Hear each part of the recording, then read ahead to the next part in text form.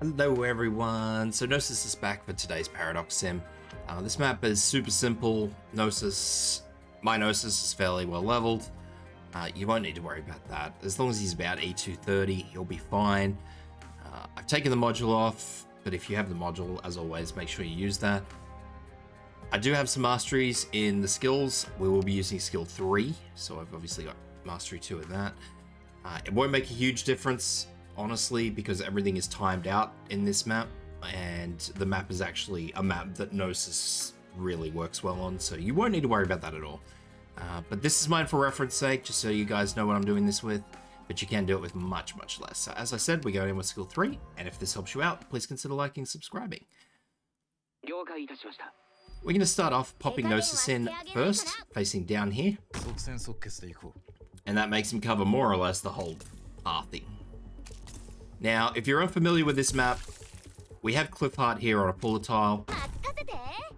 Anything she pulls that is within her weight range will actually be pulled all the way back to this active Originium tile. It will just slide on the ice. The other thing you'll notice is obviously as soon as they walk on the ice, they get the cold debuff. One more hit from Gnosis knocks them into frozen. It's one of those things. So as I said, the map is designed for Gnosis. I wouldn't worry about it too much. Now, if you need to use Cliffheart on those enemies, by all means do it. You're not going to undo yourself. Now, Cliffheart with this second one does true damage, so it does a lot of good. But try and save it if you don't need it. Now, there's a first big wave like this, and there'll be one more big wave like this. Now, what we want to do is we want to wait until they get to this halfway point, this middle tile here, because that'll be when they're all on the field, and then we're going to use Gnosis' skill. So somewhere where Cliffheart can hopefully attack them as well. Cliffheart obviously won't do a lot of damage against these enemies, but it's better than nothing.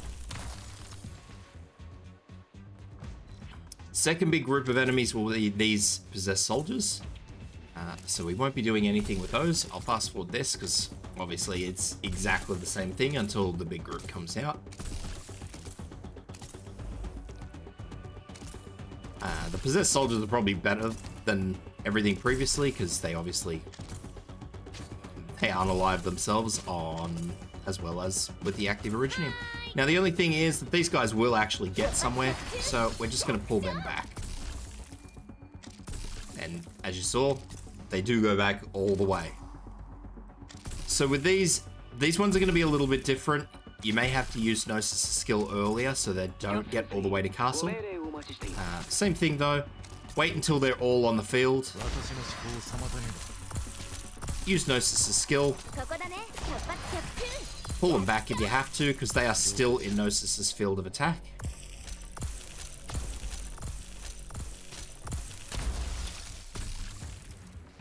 And that will hopefully do the job. Now, Castle can take a hit. Worst case scenario, can take a hit, so don't worry too much about it. But I hope that helps out, guys.